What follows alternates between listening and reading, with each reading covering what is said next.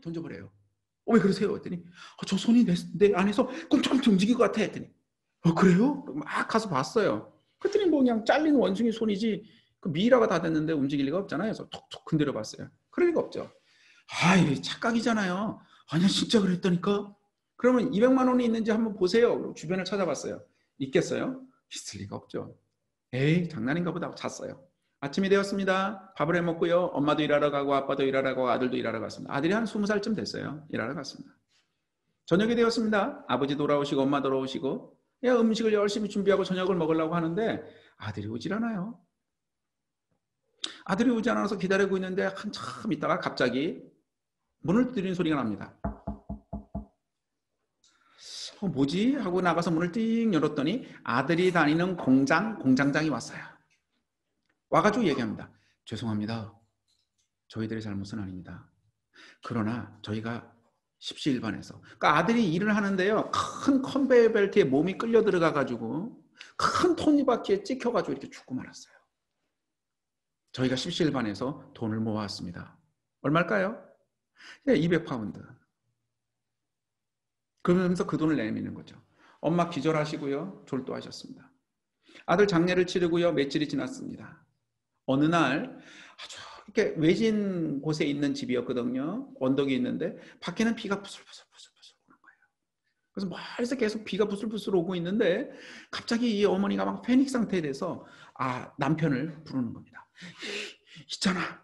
아직도 소원이 2개나 남아있잖아. 그 원숭이 손을 가지고 소원을 빌어. 이 보통 이 어머니들의 모성애가 엄청나잖아요. 그러다 보니까 엄마가 막 흥분해서 그러는 거예요. 근데 이제 아버지들은 좋게 말하면 합리적인 거고요. 냉정하게 말하면 정이 없는 건데 이게 분명히 원숭이 손이 불길한 거라고 했고 첫 번째 소원을 빌었을 때도 별로 안 좋았어요.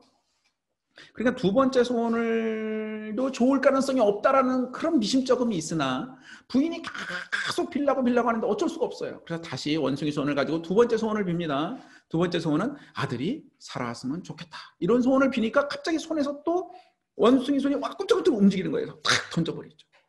그리고 있는데 밖에는 비가 부슬 오는데 부슬부슬 오는데 저 멀리서 누군가가 저벅저벅 걸어오는 것 같은 거예요. 그랬더니 엄마가 저 봐요. 우리 아들이 오는 거예요. 뭐 이런 소리를 계속 해요. 근데 그럴 리가 없잖아. 그럴 수 없냐. 아무리 말려도 아니요 분명히 오고 있어요. 뭐 이러는 거죠. 근데 진짜 들으니까 누군가가 저벅저벅 점점 가까이 오는 소리가 들리는 거예요. 한참 그렇게 점점 가까우더니 아니라니까 하는데 오더니 갑자기 문 두드리는 소리가 크게 나는 거예요.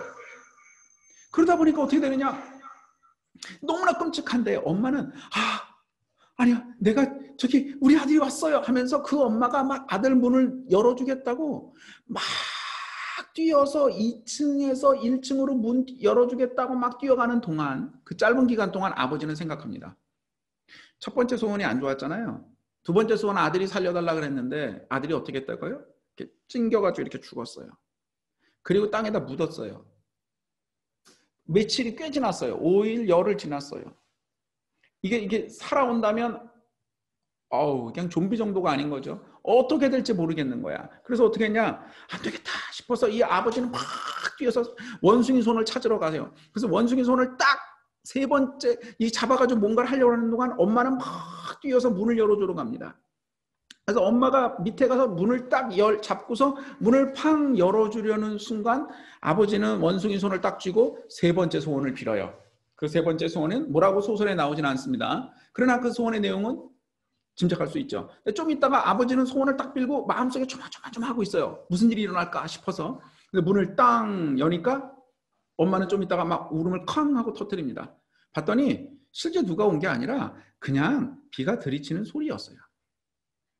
아버지는 정말 안도의 한숨을 내리시고 가가지고 어떻게 되냐? 부인을 데리고 집으로 데리고 돌아오면서 소설이 끝납니다.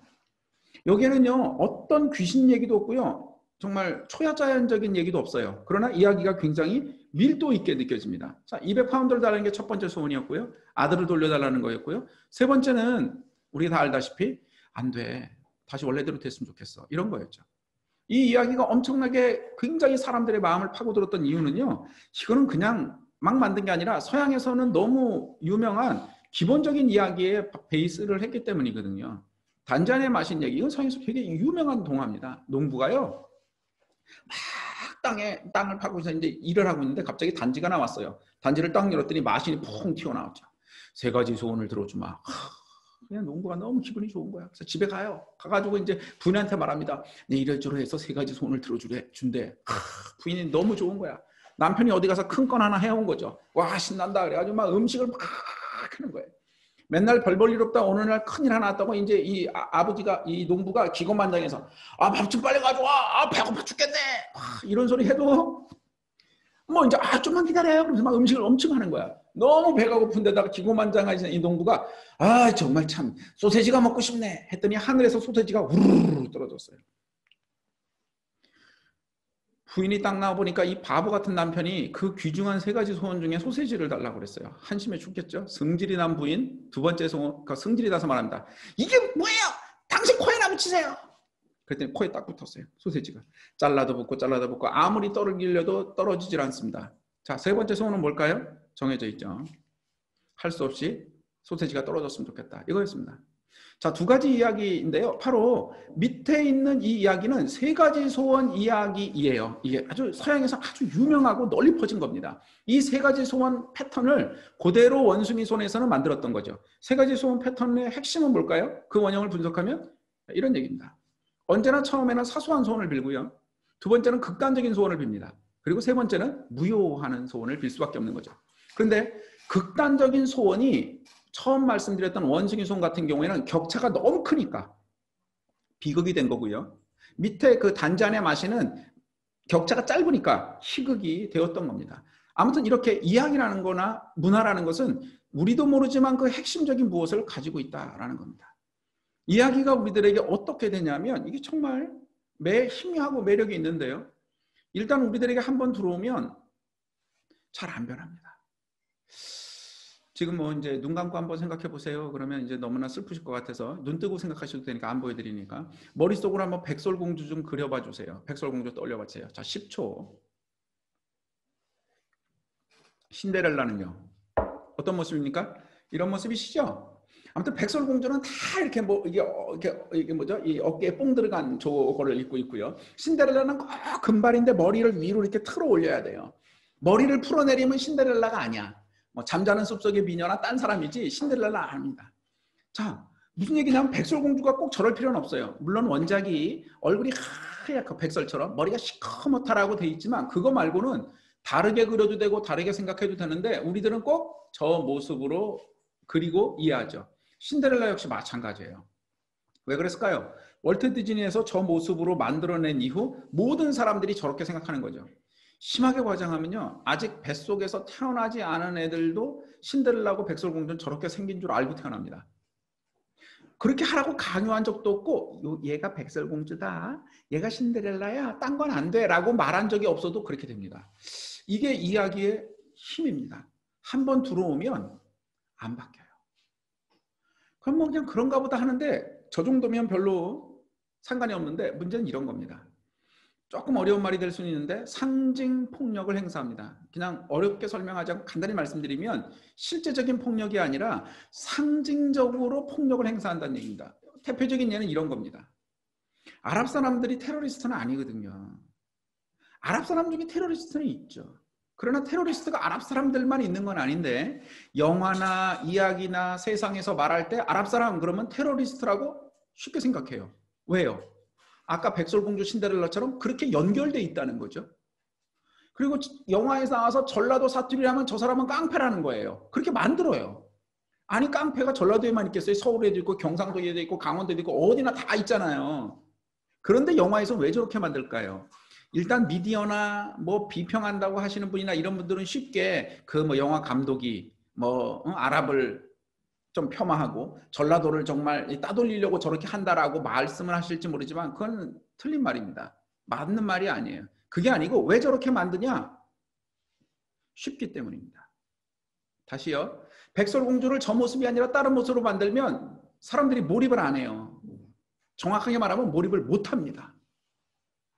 즉 저런 걸 이미지화라고 그러는데요. 이미지화 시켜놓은 것은 내가 한 게 아니라 다 사회에서 그렇게 통용되어서 이미지화하고 있기 때문에 그거를 사용하는 순간 쉽게 이야기 전달이 돼요. 그러다 보니까 그게 계속 반복되고 반복되고 반복되는 거죠. 우리가 많이 듣는 말 중에 옛날에 있었는데 요즘 한 4, 5년 전에 없어졌는데 경상도 남자들은 무뚝뚝해 뭐 이런 말이 있었어요. 근데 진짜 경상도 남자들이 무뚝뚝한가요? 아니거든요. 아니거든요. 맞는데 아니 경상도에도 무뚝뚝한 분 계시고요. 서울에도 계시고요. 전라도에도 계시고 다 계세요. 그런데 그렇게 생각하는 겁니다. 그리고 경상도 남자는 애정도 모르고 멋도 몰라. 이렇게 누가 가르쳐준 게 아니라 똑같은 얘기입니다. 백설공주 신데렐라처럼 그렇게 믿어버리고 있는 거예요. 그렇게 상징폭력을 행사하고 있었는데 옛날에 그 드라마 중에 응답하라 시리즈 중에 제일 먼저 만들어진 시리즈가 있어요. 응답하라. 정은지 씨하고 나왔던 제가 아는 한 그 드라마가요. 방송 중에서는 사투리를 전면에 내세워서 극 전체를 한 최초의 사례가 아닌가 싶습니다. 중간중간 사투리는 쓰는데 시작부터 끝까지 전체를 다 사투리를 했어요. 아마 이제 지상파에서는 시도를 못했을 겁니다. 지금은 이제 지상파에서도 사투리를 사용하는 그 그러니까 배역이 사투리를 사용하지만 그 당시는 그거 자체가 심의에 걸려서 못했어요. 그런데 정은지 씨와 그 사람 갑자기 그 남자분 서인국 씨가 나왔던 그 응답하라 그 이야기에서는 부산 사람이 나오고 부산이 배경으로 나오는데 서인국 씨가 얼마나 차밍하고 영어 쓰면 안 되죠. 얼마나 부드럽고 얼마나 순정적이고 막 사랑스럽고 뭐 이런 거예요. 그거를 사람들이 쫙 보고 나니까 아니 부산 사람들이 뭐가 무뚝뚝해. 그런 말을 대놓고 가르쳐주지 않아도 바뀌더라는 거죠. 그래서 이제는 부산 남자는 좀 무뚝뚝해 이런 말 잘 안 한다는 얘기입니다. 무슨 얘기냐? 상징폭력을 행사하는 거 너무 어려운데 제가 말씀드리려는 거는 바뀌기도 한다는 얘기입니다. 아시는 분은 아시고 모르시는 분은 모르시고 조금 젊으신 분들은 옛날 얘기처럼 느껴지지만 겨울연가의 윤사마께서 하셨던 일은요. 우리나라의 역대 대통령들과 모든 정치인들이 한 일보다 훨씬 더 훌륭한 일을 하셨습니다. 뭐냐? 일본은요. 제가 이런 말씀드리면 일본 분이나 이런 분들은 좀 안 좋아하실지 모르지만 한국 사람을 발가락에 때만큼도 알지 않았습니다. 그분들은 이렇게 공손하게 이렇게 말씀하시지만은 그냥 격이 한참 낮은 우리가 니들 도와줘서 실제로 그랬지라고 철석같이 믿는 독도는 한국 땅이잖아요. 그건 우리들만 그렇게 생각하는 거고요. 지금 뭐 하고 있지요? 상징폭력. 독도는 우리 땅이라고 우리만 알고 있고요. 일본 사람들은요. 그 당연히 자기 땅이라고 알고 있어요. 그게 잘못되냐 잘못되지 않냐 그건 그들에게 별로 중요하지 않아요. 제가 처음에 무슨 말씀 드렸나요? 문화에는 정답이 없다니까요. 문화에는 선긋기가 없고요. 정답이 없어요. 그냥 그렇게 믿고 있습니다. 조금 갑작스러운 얘기처럼 들리시면요. 아마 중국과 많이 다녀보신 분은 아실 텐데 요즘 말고요. 초창기 삼성, LG 핸드폰 나왔을 때요. 중국에 갔을 때 삼성은 한국에서 만든 거라고 알고 있는데 LG 폰을 가지고 자기들이 만들었다고 너무 우겨서 결국 제가 졌어요. 설득하다가.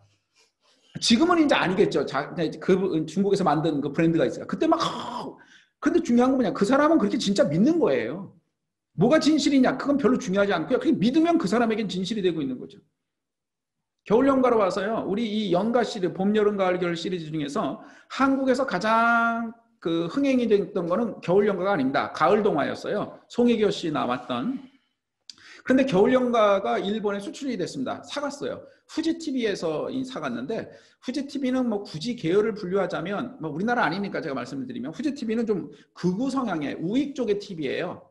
그 얘기를 왜 굳이 말씀드리냐면 한국에 대해서 별로 이렇게 우호적일 가능성이 필요가 없잖아요. 그런데 결과와 상관없이 겨울연가가 방영되는 순간 일본의 수없이 많은 여성분들이 윤사마에게 푹 빠지셔서 근데 윤사마에게 푹 빠진 거하고 역사적 사실을 아는 거하고 한국을 무시하는 거는 전혀 상관없는 얘기 같지만 갑자기 그래도 한국이 뭐가 좀 있어. 한국에 그래도 뭔가 좀 있어. 지금 전혀 관계없는 얘기거든요. 사실은 냉정하게 말하면. 그런데 사실은 뭐죠? 문화라는 게 원래 그렇게 움직이는 거예요.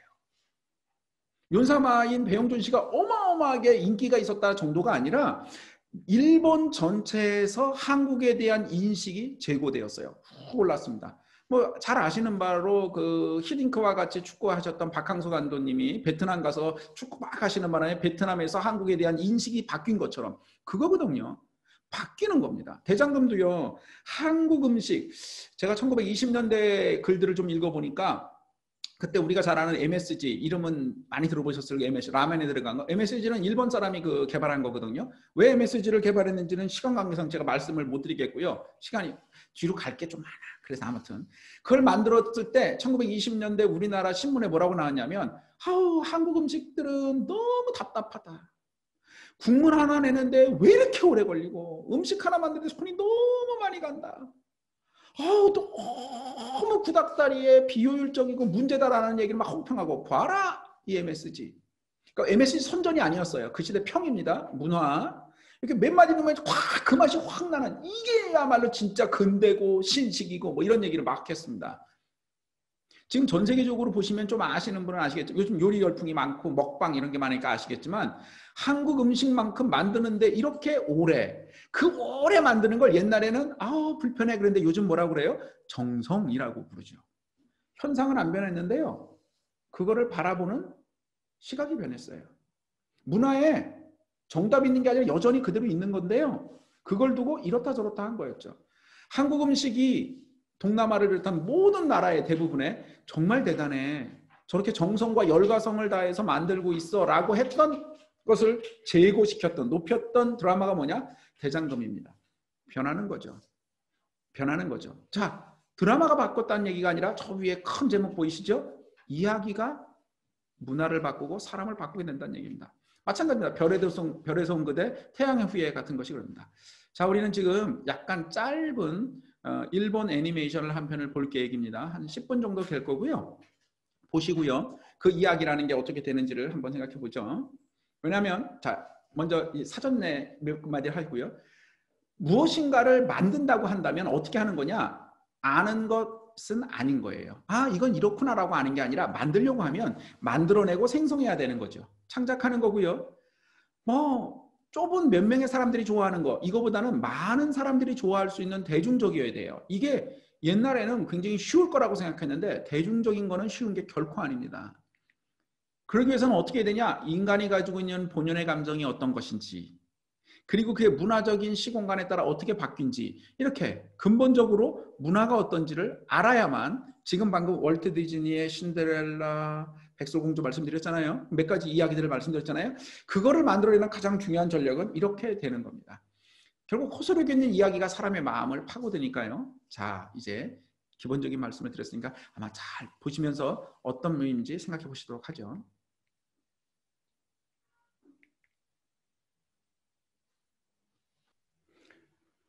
예, 잘 보셨나요? 한 10년쯤 됐나? 학생들이 이제 어린 아들인데 중학생, 고등학생 이런 애들이 진격의 거인, 진격의 하도 말하길래 제가 찾아가지고 이거 봤습니다. 보고서 제가 깜짝 놀랐습니다. 깜짝 놀라서 아무튼 이게 이제 이게 종이로 그린 카툰 만화였는데 그거를 보여드릴 수는 없어서 영상을 해당 부분을 제가 정리를 아무튼 했습니다. 이 이야기의 내용은 이런 겁니다. 이제 전 인류가 어떻게 됐는지 모르는데 다 이상해졌어요. 시작이 뭐냐면 큰 성벽을 쌓습니다. 여기 나온 것처럼 50m나 되는 성벽을 동심원 모양으로 3개를 쌓았어요. 크게 하나, 안에 2번째, 3번째 이렇게 있는데 지금 이제 맨 바깥에 있는 게 이제 무너진 건데 이게 얼만큼 넓으냐 하면 도쿄도보다도 더 넓어요. 그러니까 도쿄도보다 넓다면 우리나라 서울 경기 정도보다 꽤 커서 이 안에 산도 있고 강도 있고 뭐 있을 거 다 있는 거예요. 그래서 사람들이 여기서 100년 이상을 평화롭게 살았어요. 왜 여기만 사냐? 바깥에는 거인들이 사는 거예요. 그래가지고 이제 맨 처음 장면 보신 거 제가 편집한 거에 제일 처음 장면 보신 게 있잖아요.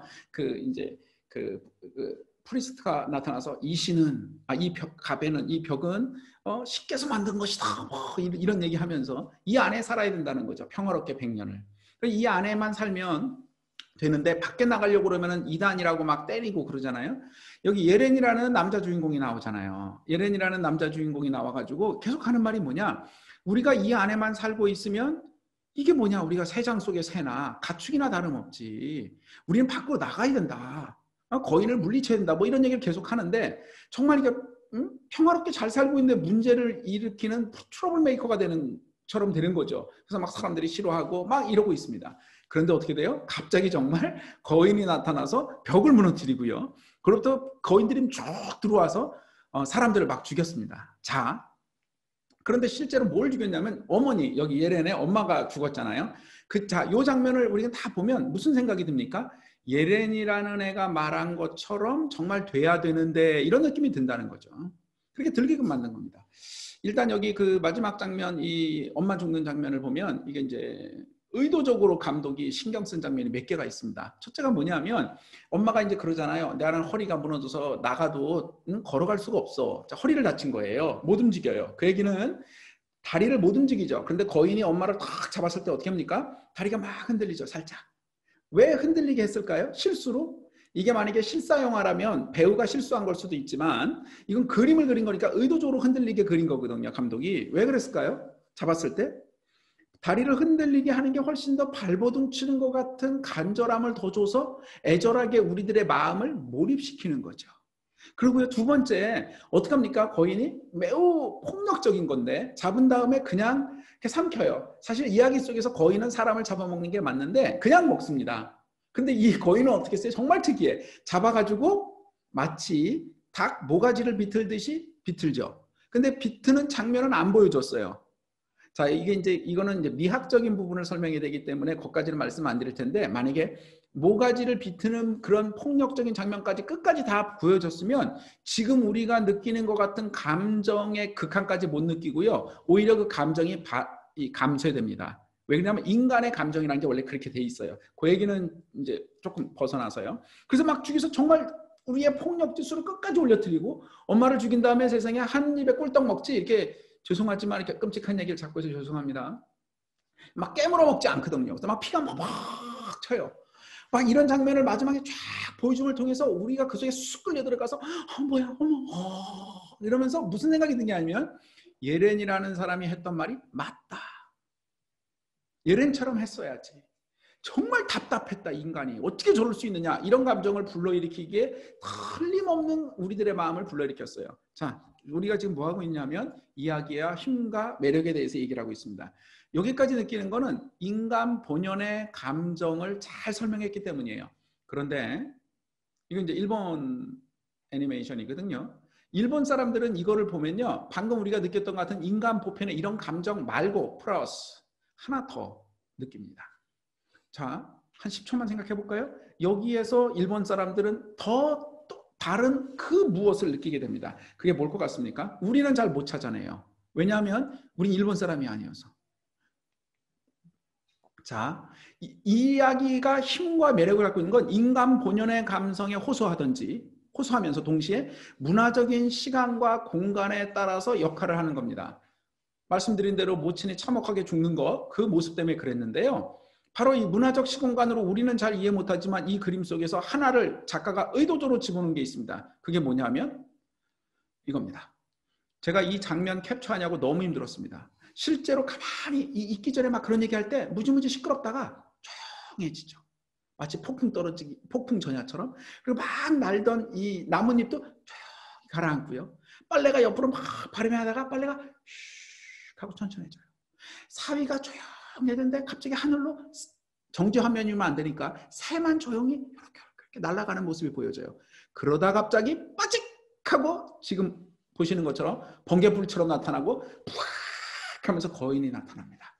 그리고 거인이 발로 뻥 하고 문을 구멍을 내잖아요, 벽을. 근데 거기서 나오는 발로 뻥 차면 물론 이게 튈 수 있죠, 파편은. 그런데 그 다음에 무슨 후폭풍 바람이 불듯이 확 빨아서 막 사람들이 날려가고 막 이래요. 의도화시킨 겁니다. 아까 손에 잡혔던 엄마가 발을 막 흔드는 거하고 똑같은 의미로. 다시 말하면 감정을 고소시켜서 이 이야기는 마치 원자폭탄이 떨어졌어. 실제 원자폭탄이 떨어지면 저렇지 않거든요. 일반 폭탄이라고 그러죠. 원자폭탄은 싹 그러니까. 그러나 어떻든 그런 감정을 충분히 느끼게 해서 원폭 트라우마를 가지고 있는 일본 사람들의 감정을, 그들은 원폭 트라우마가 있거든요. 우리는 원폭 트라우마가 없지만 그런 그들 문화와 그들의 시간과 그들의 공간 속에 있었던 그 부분을 자극함으로써 훨씬 더 강력한 마음을 갖게 하는 거죠.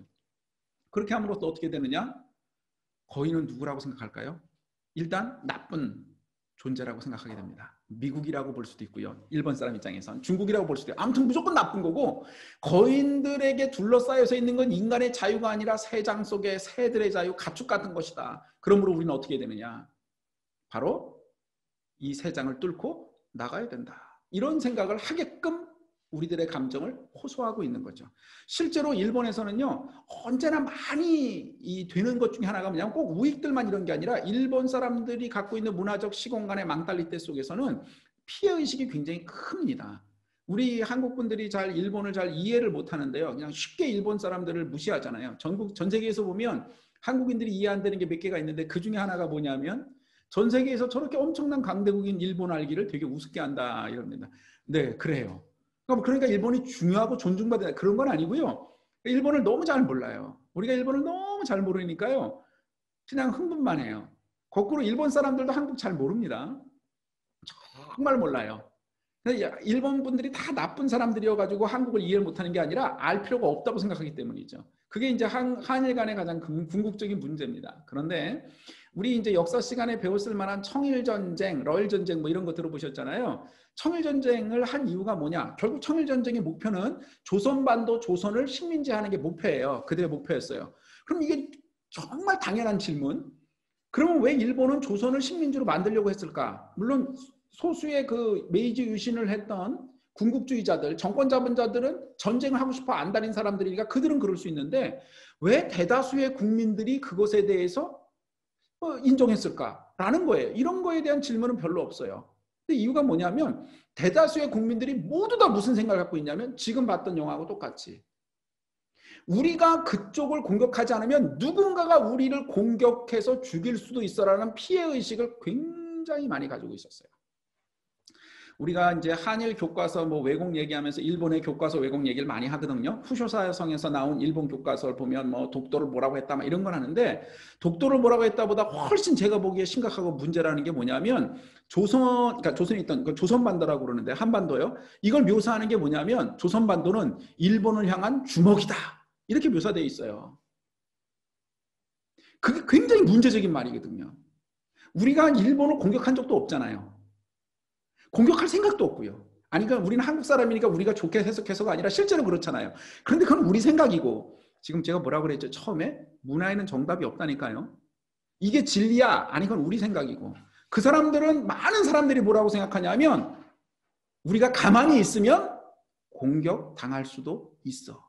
우리가 이대로 있으면 거인이 나타나서 잡아먹을 수도 있어.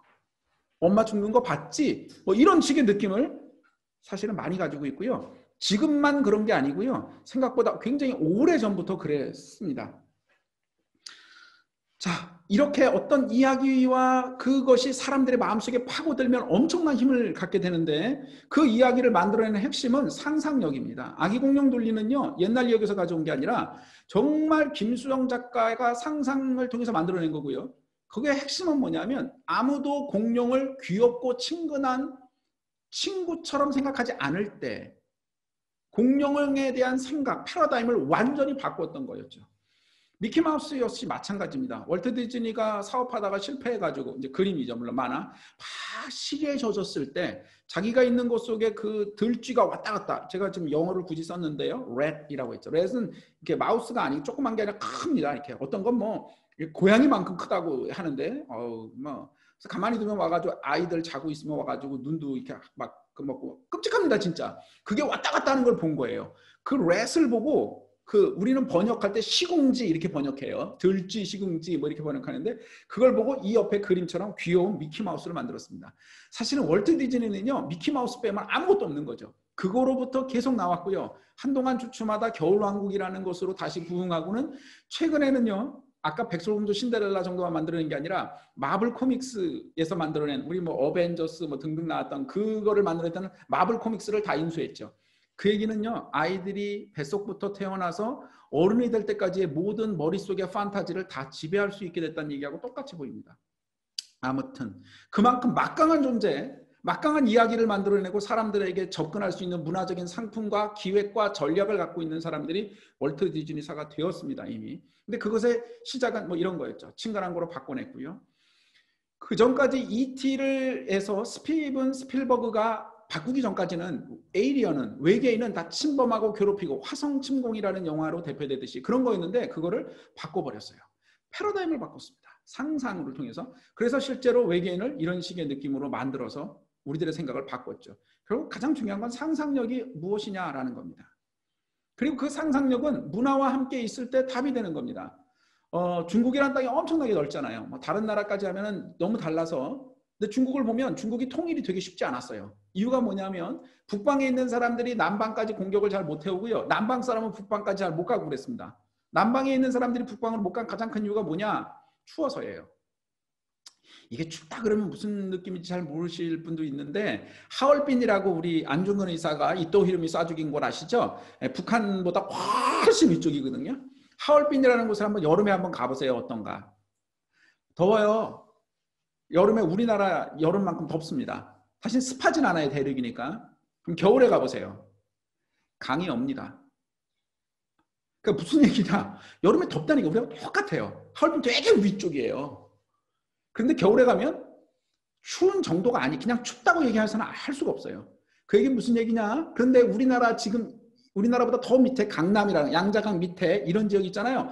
더 따뜻해요. 사시사철. 거기에서 평생 살던 사람들이 북방까지 가가지고 전쟁한다는 건요.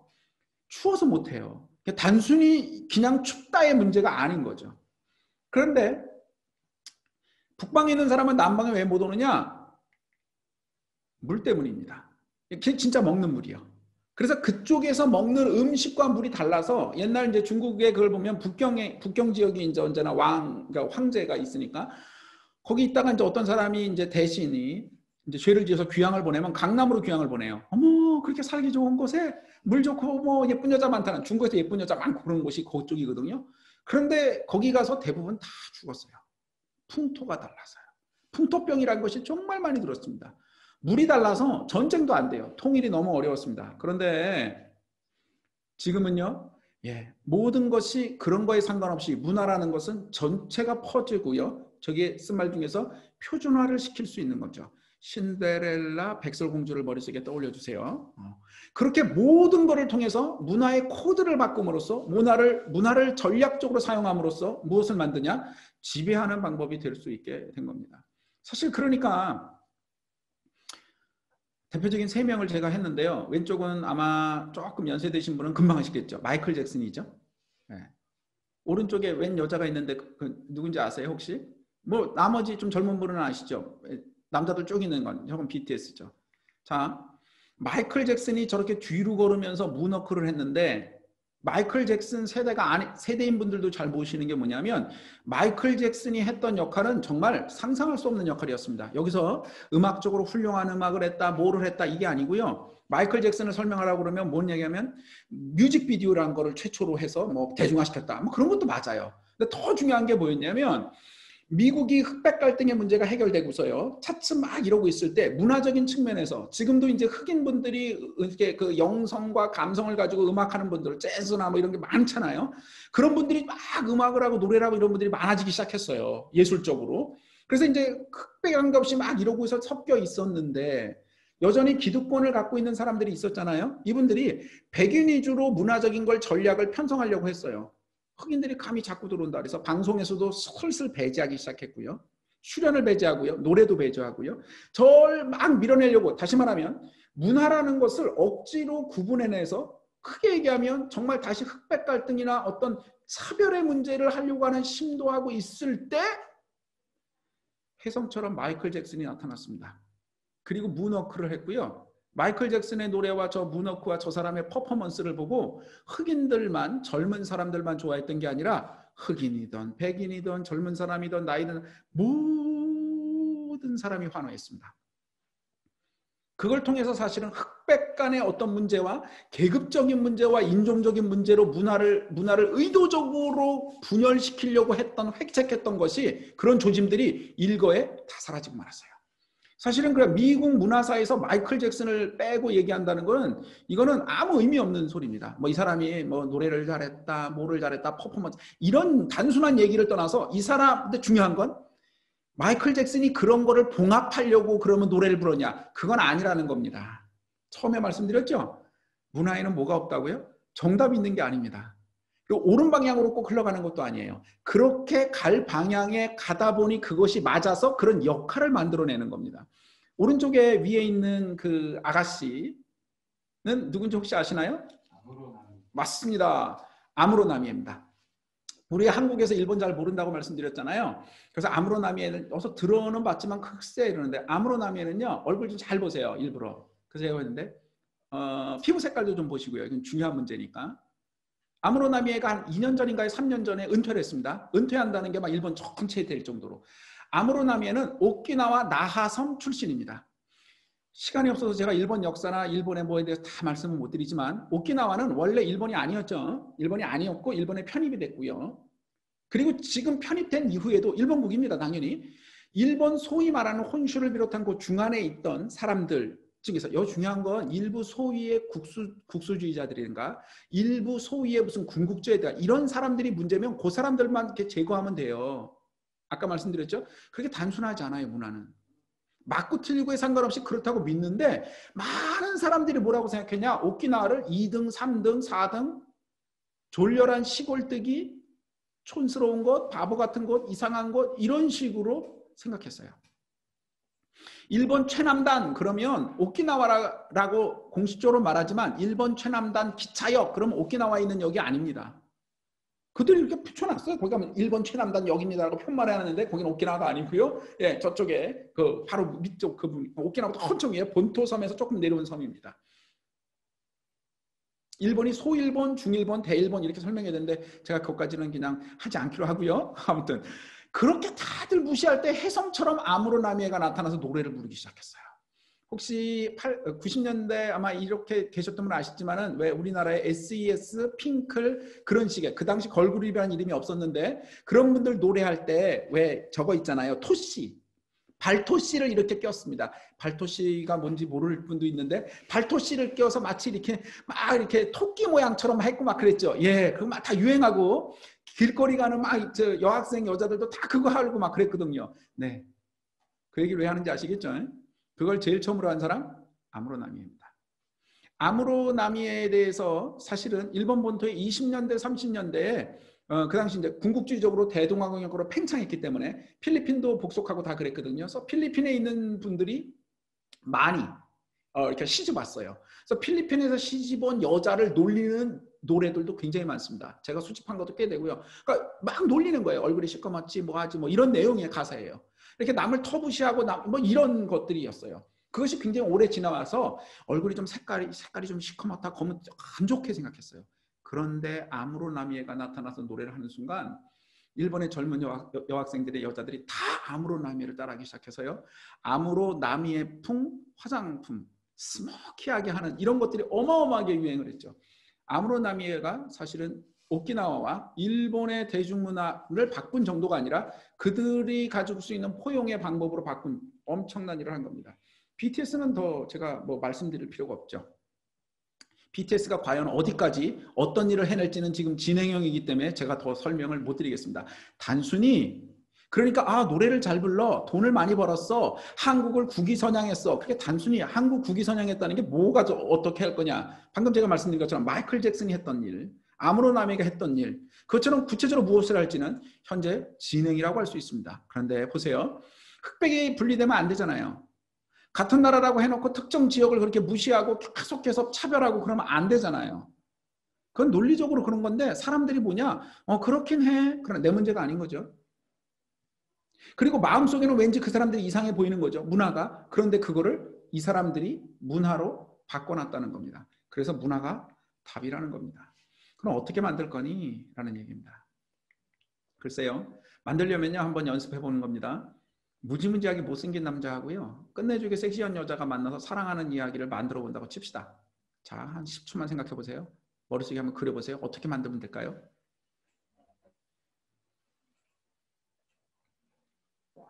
뭐 옛날 제가 학교 다니던 때 뭐냐면은 막 도서관에 학생들이 막 가방에 이제 책을 막 들고 가다가 남자 여자 지나가다 툭 부딪혀서 책이 모르르 떨어져요 바닥에.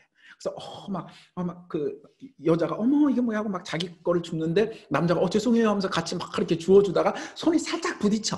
잡지 않았어요. 살짝 부딪혀. 그 순간 눈이 싹 뭐야 하고 눈이 탁 맞으면서 어머 하고 막 사랑의 감정이 막 이렇게 털고 90년대 얘기인데요. 그 얘기는 뭐냐면 지금 그렇게 만들면 사람들이 뭐야? 지금 뭐지? 더더욱 심지어 막 여자는 너무너무 아름다운데 남자는 너무너무 별로인 사람이 둘이 그런다면 죽어도 이해가 안 되는 거죠. 시대와 문화에 따라 다르다는 겁니다. 그럼 어떻게 만들 거냐고요? 있는 거죠. 101번째 프로포즈라는 영화도 있었고요. 우리나라에서도 왔습니다. 문성근 씨하고 김희애 씨가 했던 그겁니다. 그러니까 원래 일본 그 영화가 먼저 원작이었어요. 그거 갖다 한 거고요. 문성근 씨가 어마어마하게 못생기고 이상하고 무지몽매한 남자로 나오고요. 김희애 씨는 너무 아름다운 첼리스트, 누가 봐도 천사 같은 뭐 그런 사람으로 나와서 둘이 설도 절대 만나지지 않는데 결국 사랑하는 뭐 그런 얘기를 만들었습니다. 저는 잘 몰입을 못했어요. 왜 그러냐면 문성근 씨가 무지무지 못생긴 남자라는 느낌이 안 들었거든요. 제가 보기엔 너무 잘생겨가지고. 그리고 이제 사실 문성근 씨는 아시다시피 이제 문익환 목사님 아들이거든요. 문익환 목사는 윤동주와 동기동창이었던 분이거든요. 집안 내력이 조금 있어요. 그러니까 그 얘기는 뭐냐면 그러다 보니까 얼굴에서 풍겨나는 느낌이 좀 달랐어요. 그러니까 무지몽매하고 세상 모르고 뭐 한마디로 세상하면 무지몽매한 사람처럼 안 보였던 거죠. 근데 일본 원작을 보면요. 여자가 나오는데 어머 그냥 천사 같아. 어머 근데 이제 남자분이 있는데 이게 뭐야 이 사람 지금 밥 갈다가 뭐 하다 온 사람 같아라는 느낌이 들도록 이미지화 말씀드렸죠 아까. 그렇게 된 사람이 나와서 뭔지는 모르겠지만 저 여자는 저 남자랑 맺어지면 안 돼라는 느낌이 막 들게끔 하게 만든 거죠. 어떻게 이런 얘기를 이렇게 만들 수 있었을까요? 사실 이 이야기는요 옛날에도 있었어요. 노트르담의 고추라는 거죠. 콰지모토와 에스메랄다라는 무지무지 아름답고 섹시한 집시 여인과 콰지모토라는 곱추, 신체적인 장애를 가지고 있는 분이 둘이 사랑하는 이야기죠. 빅토르 위고가 만든. 그러나 그러다가 결국은 사랑은 안 되죠. 그럼 그 이야기는 그냥 있었냐? 아니요. 그보다 더 먼저는요. 사실은 미녀와 야수 이야기가 우리가 갖고 있는 핵심적인 이야기로 옛날부터 알고 있었습니다. 미녀와 야수 둘이 있어요. 미녀와 야수가 있는데 정말 둘이서는 사랑할 수가 없는 거죠. 그런데 우리는 월트 디즈니의 이야기, 월트 디즈니의 잘 만들어 놓은 이야기를 보니까 미녀는 예쁜 거 알겠는데 야수는 너무너무 그래도 좀 남성답게 생겼다라고 착각합니다. 근데 여기서 나오는 야수는 우리 반지의 여장에서 보면 무슨 고블린이나 뭐 이게 트롤이나 나온 괴물 있잖아. 입 벌리면 침 막 나오고 몸에는 막 파충류처럼 비늘이 있고 막 그런 게 야수예요. 실제 원작엔. 그러니까 절대 사랑할 수 없는 그 둘이, 그러니까 미녀와 야수를 잘 들여다보면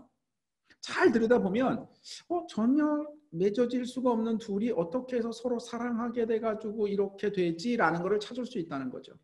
자, 어떻게 만드느냐? 그렇게 하는 핵심적인 요소가 뭔지를 찾는 겁니다. 두 번째는 지금 우리의 수준에 맞게 이 상황에 맞게 어떻게 세 번째 적용할 것이냐라는 겁니다. 핵심 요소를 찾으려면 어떻게 할 거냐? 처음에 말씀드린 것처럼 원숭이 손 같은 거지요. 찾아보는 거고요. 성냥팔이 소녀는 무엇을 팔았을까라는 거를 생각해 보는 겁니다. 성냥팔이 소녀는 당연히 성냥을 팔았겠지라고 생각하시는데 당연히 성냥만 판 것은 아니고요. 죄송한 말씀이지만 몸을 팔았습니다. 왜 그러냐면 성냥팔이 소녀란 가진 거라고는 아무것도 없고 그냥 자기 한 몸뚱아리밖에 없는 사람, 있는 그대로의 명칭 프로레타리아트라는 거죠. 부르조아 프로레타리아라는 말을 어서 들어는 보셨죠?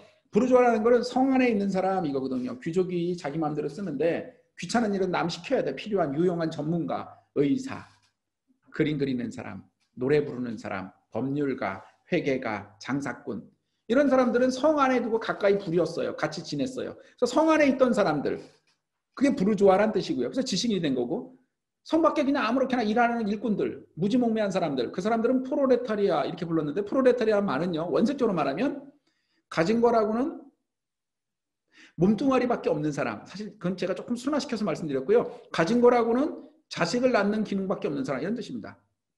할 수 있는 재화라고는 경제학적으로 자기 몸을 팔든지 자식을 팔든지 하는 사람이란 뜻이죠. 성냥팔이 소녀가요. 자, 원형을 찾는 얘기하는 겁니다. 핵심 요소를 성냥불을 칠 거예요. 정말 불장난처럼 불을 탁 켜면 성냥이 팍 펴. 어머 따뜻하다 케이크. 그래서 케이크 막 생각하다가 씩 켰더니 어머 따뜻한 불. 어머 맛있는 칠면조열이 이러면서 성냥을 계속 켜다가 더 이상 켤 수 있는 성냥이 없자 어떻게 돼요? 얼어 죽는 얘기죠.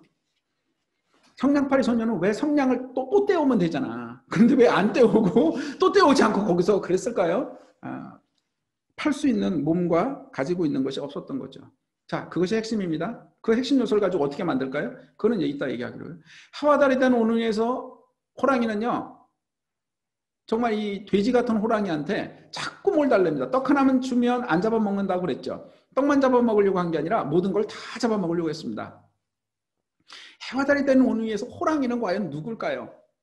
도대체 이 돼지 같은 호랑이는 뭘까요? 정말 이해할 수 없는 게 뭐냐면 엄마가 한 고개 넘으면 호랑이 나타나서 떡 먹고 그 다음 또 먹고 다 먹습니다. 그리고 나서는 어떻게 되죠? 한 고개를 또 넘으니까 줄 게 없어요. 팔을 잘라달라고 해서 팔을 먹습니다. 그리고 이쪽 팔이 또 먹고요. 또 그러니까 다리를 잘라 먹어요. 그리고 나서 다 잡아먹습니다. 그 다음에 정말 이해가 안 되는 건데 정말 이해 안 되는 게 뭐냐면 호랑이가 하고서 어디로 가냐면 저 오누이의 집에 가서 오누이를 잡아먹으려고 합니다. 제가 오누이를 어떻게 잡아먹는지는 생략할 텐데요.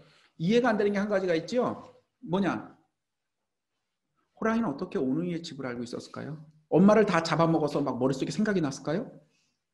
그 다음에 이해가 안 되는 거 하나를 더 말씀드려볼까요?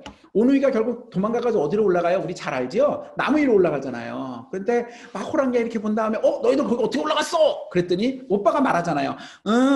아유 그거 간단해. 참기름 이렇게 바르고 올라가면 되지. 그랬더니 참기름을 막 가가지고 저 옆집에 가서 빌려다가 막 바르고 올라가서 자꾸 안 올라가져요. 그랬더니 어떻게 올라갔어? 그랬더니 바늘을 콕콕콕 찍어서 올라가면 되지. 그랬더니 호랑이가 무슨 바늘이 있어요. 옆집 가서 또 바늘을 빌려다가 콕콕콕 찍어서 팍 올라가요.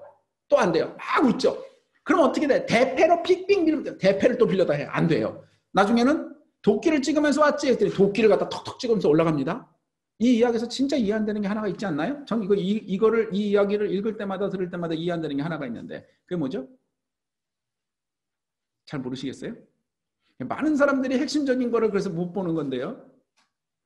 아니 대패를 어디서 빌려왔어요? 옆집. 바늘은요? 참기름은요? 그럼 옆집에서 호랑이에게 빌려주는 이 사람은 왜 빌려준대요? 그러면 이 호랑이는요 옆집에서 막 그걸 빌려다가 결국 뭐 하려는지 옆집 사람들이 알았을까요? 몰랐을까요? 알았겠죠. 자 이제 호랑이는 어떤 놈일까요? 죄송합니다 놈이라고 그래서 호랑이는 어떤 액수일까요? 호랑이는요 이 집이 어딘지 이미 알고 있는 사람이고요. 주변에서 무엇을 갖다가 다 끌어다가도 무슨 짓이든지 할 수 있는 사람이고요. 이 지역의 유지이고 권력자이고 지배자인 거죠. 어머니를 잡아먹지 않아도 애들을 언제든지 잡아먹을 수 있었어요. 그래서 어머니를 한 번에 애초에 잡아먹을 수 있지만 약 올리듯이 전문용어로 말하면 능욕하듯이 떡 하나 먹고 떡 하나 먹고 떡 하나 먹고 팔 잘라 먹고 팔 잘라 먹고. 오늘 어린애들이 여기서 접속하지는 않으셨을 때 말씀드리면 원전을 정확히 보면 사실 옷을 벗기는 게 나오고요. 사실은 그 다음에 뭐 특정 부위를 막 잘라먹는 게 나오고요. 이렇습니다. 그러니까 사실은 그 능욕하는 거고요. 괴롭히는 거고요. 근데 그거를 호랑이만의 문제가 아니라 주변에 있는 모든 그 마을의 사람들도 얘네가 이런 식으로 되더라도 내 문제는 아니야. 상관없어라고 방조 그리고 대패도 빌려주고 참기름도 빌려주고 바늘도 빌려주고 직관적으로 도와주는 그런 사람들이었죠. 자 이렇게 하와 달이 된 온누이를 이렇게 분석해 보니까 그 핵심은 뭘까요? 우리 머릿속에 생각이 나는 게 있겠죠. 헨젤과 그레텔을 버리는 사람은 누굴까? 이거는 그림 동화인데요. 그림 형제가 맨 처음에 이야기를 이렇게 모아서 헨젤과 그레텔 이야기를 모았고요. 몇 년 지난 다음에 다시 또 돌아다니면서 이야기를 모았는데 또 헨젤과 그레텔 이야기해서 또 모았고요. 또 지난 다음에 또 모았더니 또 있었어요. 그래서 역사적으로 이렇게 변하는 것을 있는 그대로 보여줘요. 기록으로. 해석하지 않아도. 그래서 우리가 잘 아는 것처럼 헨젤과 그레텔을 버리는 건 우리가 알고 있는 건 이거죠. 계모가 버려요. 계모는 왜 근데 계모가 버린 게 아니라 그보다 먼저 이야기는 친엄마가 버려요. 실제로는요 누가 버리냐면 맨 처음 이야기는 엄마 아버지가 같이 버려요. 계모는 왜 버린대요? 먹고 살기 너무 힘들고요. 계모가 성격이 안 좋은 거죠. 엄마는 왜 버린대요?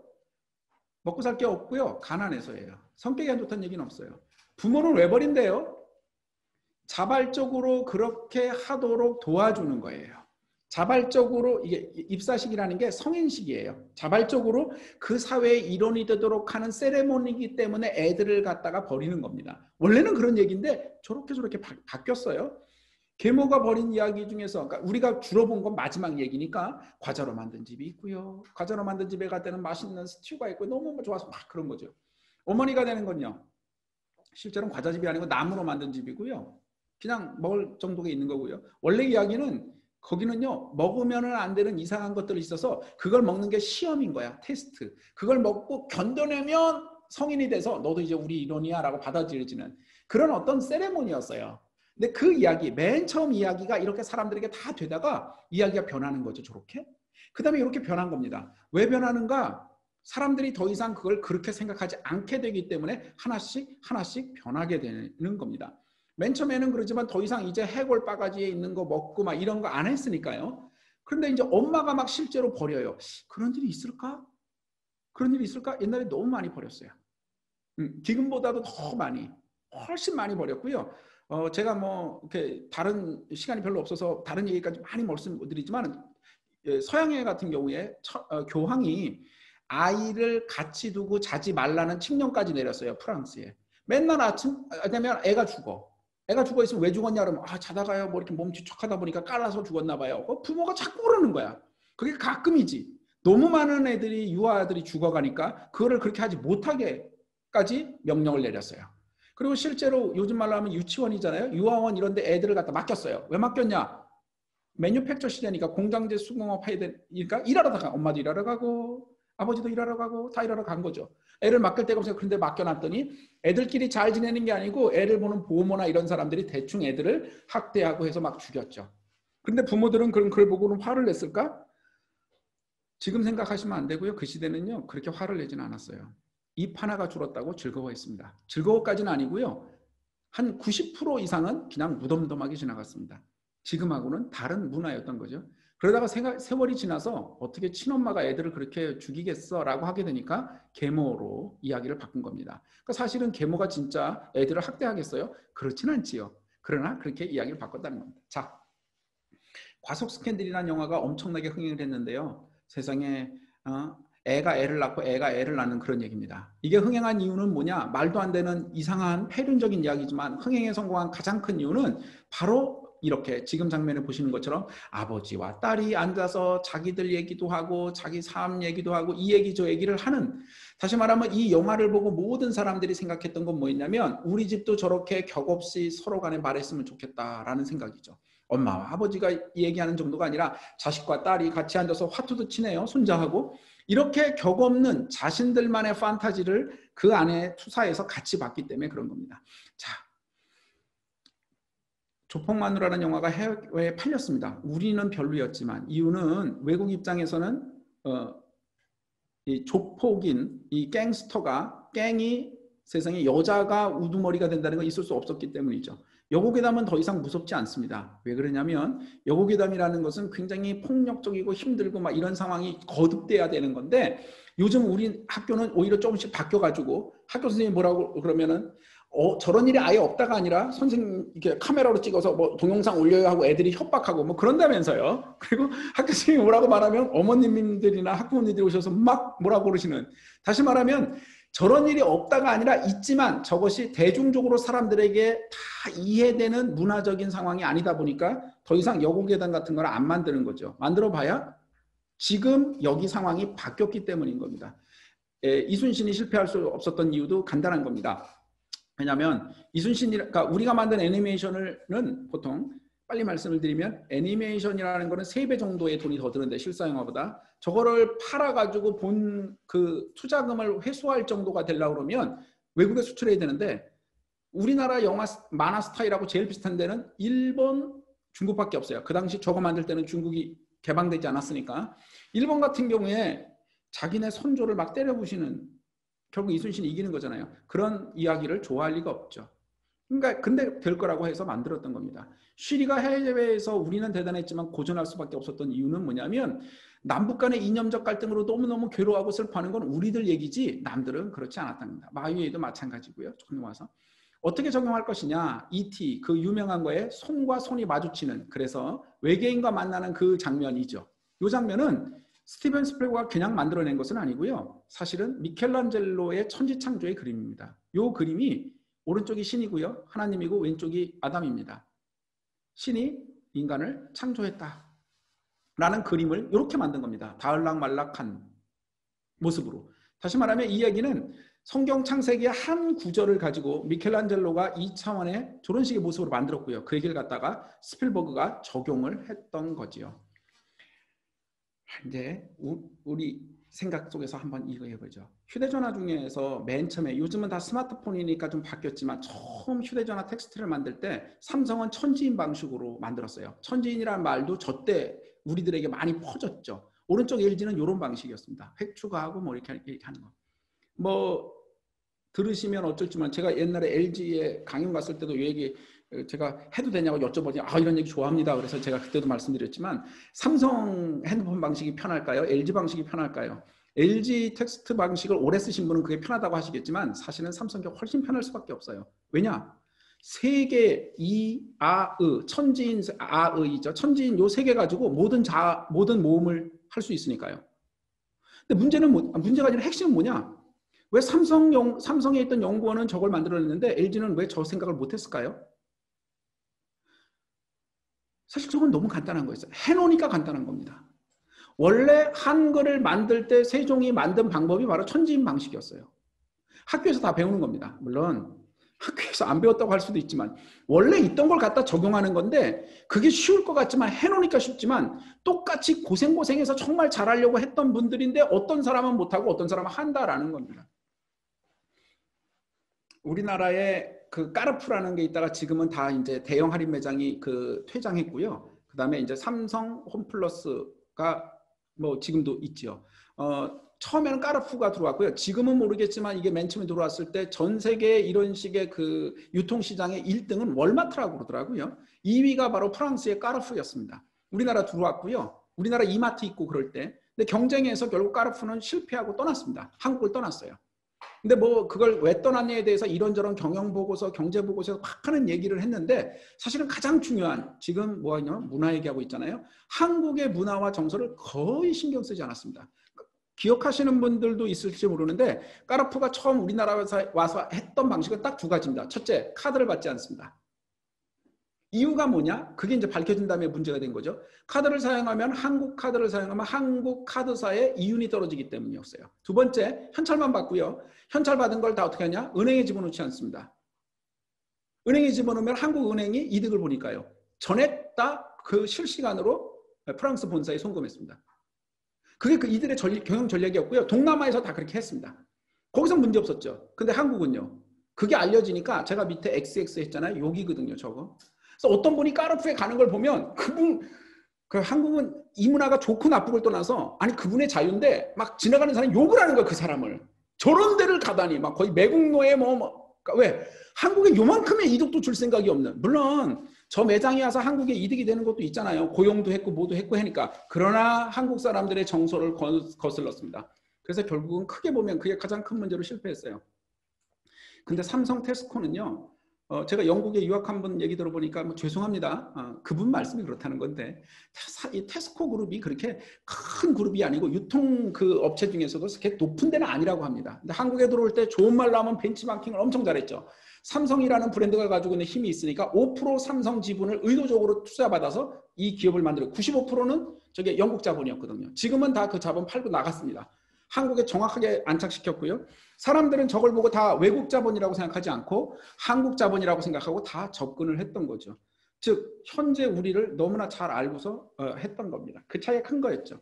중국에서 비비고라는 거를 하려고 했었지만은 잘 하지 못하고 철수했습니다. 가장 큰 이유는 간단한 겁니다. 얼마나 좋아요. 비비고 이렇게 비벼서 먹고요. 자꾸 기름지게 볶기만 하고 그러면은 몸에도 안 좋고 건강식으로 막 한다. 맞아요. 우리들에게 맞죠. 그런데 중국에서는 생각보다 성공하지 못했습니다. 왜요? 돈이 없어서 중국 사람들이? 그거 아니고요. 중국 분들이 오랫동안 기름으로 볶는 게 뭐 익숙해서 그럴 수도 있지만 새로운 거 드실 수도 있잖아요. 근데 뭐를 잘못했냐? 지금 위에 써 있는 것처럼 지금 여기 알기 말씀드렸잖아요. 언젠간 성공할 줄만 지금은 아닌 겁니다.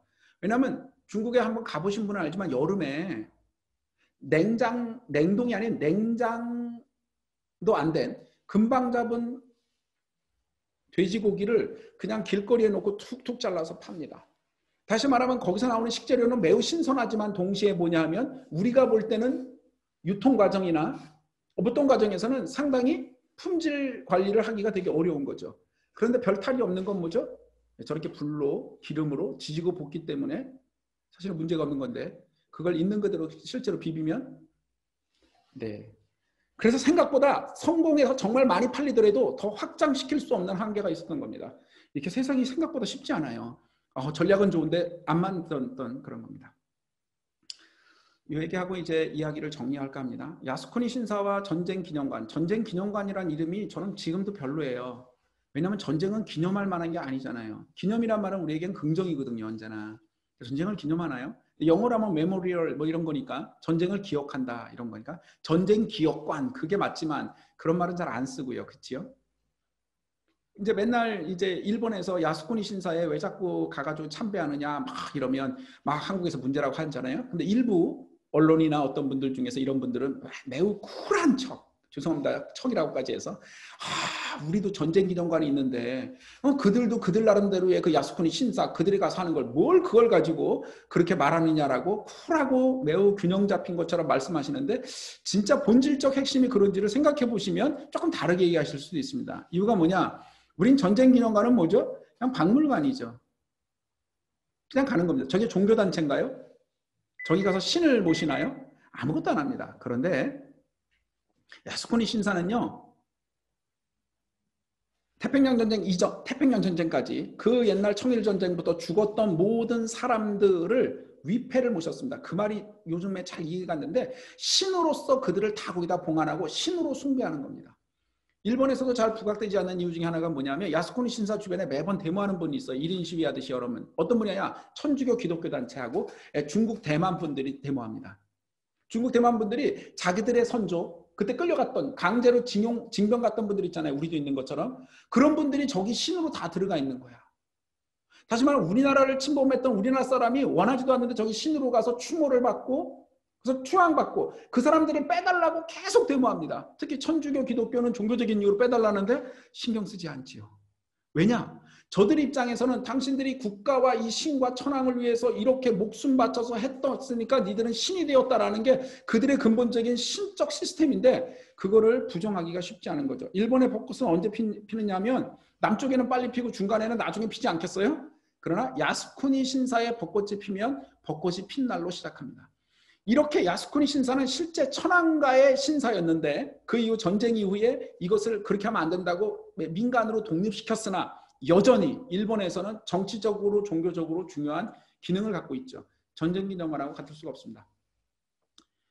이 여성 둘이 손잡고 다니면은 동성애자 남성 둘이 손잡고 다니면 이상하게 생각했죠. 우리가 생각해보면 90년대 2000년대 초반까지 안 그랬는데 더 이상 우리는 손잡고 걸지 않습니다. 왜요? 문화가 바뀌었다니까요. 우리는 아직도 명절에 스팸을 보내고요. 부대찌개를 먹습니다. 나쁘다는 게 아니고요. 그럼 외국 사람이 보면 어머 이런 쓰레기 같은 음식을 어떻게 이게 선물로 줘라고 하지만 여전히 우리는 아직도 이런 문화에 있습니다. 문화에는 뭐라고요? 정답 있는 게 아니라니까요. 삼각김밥과 컵라면 우리나라에서 엄청나게 많이 팔렸습니다. 그런데요. 삼각김밥과 컵라면 우리가 만든 건 아니고 일본에 갔다가 가져온 거죠. 그래서 일본 겁니다. 김간의 김밥 얘기가 뭐냐면 우리는 김밥집 가면은 김밥 말아서 다 팔지 않습니까? 그런데 김간의 김밥집이라는 브랜드로 처음 김밥을 말아서 팔려고 하기 전까지 아무도 김밥을 팔지 않았습니다. 생각해보면 김밥만큼 쉽게 말 수 있는 게 너무 없잖아요. 소풍 갈 때 김밥 말아줍니다. 어려운 일도 아니고 이런 패스트푸드이 없어요. 요 전에 있었던 김밥은 그런 정도입니다. 이렇게 손가락만한 김밥 있잖아요. 마약김밥이라고 하는 거. 그렇게 맛도 없는 그런 것만 가끔 떡볶이 팔 때 몇 개가 있는 정도였지 저거를 일반적으로 한 끼로 사람들에게 팔아야겠다는 그런 상상력, 그런 개념을 최초로 만들어낸 것이 김간의 김밥인 거죠. 스시를 먹습니다. 등 푸른 생선 절대 안 먹고요. 미국 분들 흰 생선 먹거든요. 그리고 날 생선 먹는다? 이건 야만이나 해야 돼. 에스키모란 말이 날 생선 먹는 사람이란 뜻이잖아요. 원래가. 그런데 그들이 스시를 먹고 있습니다. 왜요? 그리고 수준 높은 거라고 생각을 해요. 그렇게 만들어낸 거죠. 일본에서. 스모 보셨는지 모르겠지만 일본에서 저렇게 유명한 건 그만두고요. 다른 나라 사람들조차도 뭐라고 그러냐면 얘를 아는 운동이 스모다라고 합니다. 진짜 얘를 아는지 얘를 알지 못하는 운동이 어디 있겠어요. 다 그렇죠. 그러나 그렇게 만들어냈습니다. 제 꿈입니다. 에스컬레이터요. 오른쪽이 줄 서고 왼쪽은 바쁜 분이 막 걸어 올라가고 걸어 내려오잖아요. 그러면 안 되는지 우린 다 압니다. 논리적으로. 왜요? 쾅쾅쾅 거리면요 무너지고요. 지나가다 옆 사람 건드리면 같이 넘어지고요. 노약자는 100% 위험하고요. 그런데 우리는 계속 저러죠. 제가 어느 날 가다 그거 막아보겠다고 일부러 안 올라가고 딱 왼쪽에 서봤습니다. 그랬더니 느낌이 이상해. 뒤에 사람이 막 나를 째려봐. 봤더니 나보다 등치 크고 무서운 분이면 피할 텐데 그게 아니라 요만한 꼬마애가 나를 보고 막 이러고 있습니다. 그 애가 보고 있는 그 눈빛에 제가 놀라서 옆으로 피했습니다. 저보다 힘이 세고 그래서가 아니라 왜요? 문화의 힘인 거죠. 그러면 안 된다고 생각하는 거예요. 그 애는 왜 태어나면서부터 한쪽에만 서야 된다라고 가르쳤나요? 아니요. 문화에서 그렇게 배운 겁니다. 저게 바뀌어야 되죠. 안 바뀌고 있습니다. 저게 생긴 이유는 기억하실지 모르지만 2002년 월드컵 때 생겼습니다. 처음으로. 2002년 월드컵이 생기기 전까지는 저렇게 다니지 않았습니다. 제가 그때 굉장히 흥분해가지고 공분을 스스로 마음속으로 하면서 막 주변 사람들에게 많이 말을 했지만 별로 아무도 안 들었습니다. 왜냐? 외국 가면 저렇게 한대요. 한쪽에 쓰고 한쪽은 바쁜 사람 걸어 올라간다고. 그래가지고 저게 선진적인 거니까 하자고 그랬는데 그게 홍보가 잘 되고 온 국민이 2002 월드컵 때 막 우리가 4강에 가고 하면서 온 국민이 흥분하다 보니까 저 얘기가 우리들 문화 속으로 쑥 들어와 버렸어요. 그래서 이제는 저게 위험합니다. 저러면 큰일 납니다. 다치십니다. 아무리 말해야 안 바뀌고 있어요. 안 바뀝니다. 좌측 통행하는 게 맞나요? 우측 통행하는 게 맞나요? 맞는 게 어디 있어요? 정답은 없는데. 근데 뭐가 더 편리한가요? 요즘 우리는 우측 통행하나요? 좌측 통행하나요? 그래서 제 연배분들은 헷갈리실 수 있는데 우측 통행하는 게 맞습니다. 그럼 왜 우리는 우측 통행해야 되죠? 간단합니다. 우리 차가요. 다니는 방향이 우리들이 우측 통행으로 가는 방향하고 같기 때문에 차가 우측 통행하기 때문에 사람들도 우측 통행을 해야만 부딪히거나 이런 거 하지 않고 잘 움직이게 됩니다. 그런데 저희가 어렸을 때만 해도요. 꽤 오래까지 제가 아는 한 10몇 년 전까지도 계속 좌측 통행 그랬습니다. 그러다 우측 통행으로 어느 날 갑자기 바꿨거든요. 근데 왜 좌측 통행했을까요? 아마 그렇습니다. 일본 문화입니다. 일본은요. 방금 말씀드린 자동차가 왼쪽으로 가니까 그게 편해서 일제강점기 때부터 계속 좌측 통행 이랬던 겁니다. 그리고 어렸을 때 이제 이미 해방한 다음에도 학교 선생님들이 좌측 통행이지 이랬습니다. 그러면 여기서 진짜 중요한 건 이게 결론이고 아까 말씀드렸던 상징폭력의 결국이기도 한데요. 좌측 통행이라고 그렇게 강요하셨던 그 선생님이 일제의 앞잡이신가요? 아니면 일본의 문화를 우리들에게 막 집어넣으려고 그러신 거예요? 아니요. 그냥 그러신 거예요. 그분이 나쁜 분이라면 그러지 마세요 라고 말하면 되는데 그게 아니라 그냥 그것이 맞는지 틀리는지 상관없이 그 문화 속에서 그렇게 했던 거죠. 그래서 그것이 계속해서 반복되고 재생산돼서 여기까지 이르게 된 거죠. 그것을 진짜 이제는 우측 통행으로 바꿨습니다. 그게 중간에 바뀔 때쯤 살았던 그 학생분들은 되게 막 혼란스러운데 작년 전까지는 좌측 통행하려다 갑자기 올해부터 우측 통행하라고 해서 혼란스러웠을 텐데 아마 2000년생쯤 되는 분들이 아마 2학년, 3학년, 초등학교 때쯤 아마 바뀌었을 겁니다. 그랬던 분들 입장에선 그렇죠. 그래서 그렇게 문화는 바뀌게 됐던 거죠. 우리가 어떻게 노력해서 바꿀 수 있을까요? 그거는 우리가 문화를 어떻게 이해할 수 있느냐의 문제와 맞닥뜨려 있다고 생각할 수 있습니다. 경청해 주셔서 고맙습니다. 마치겠습니다.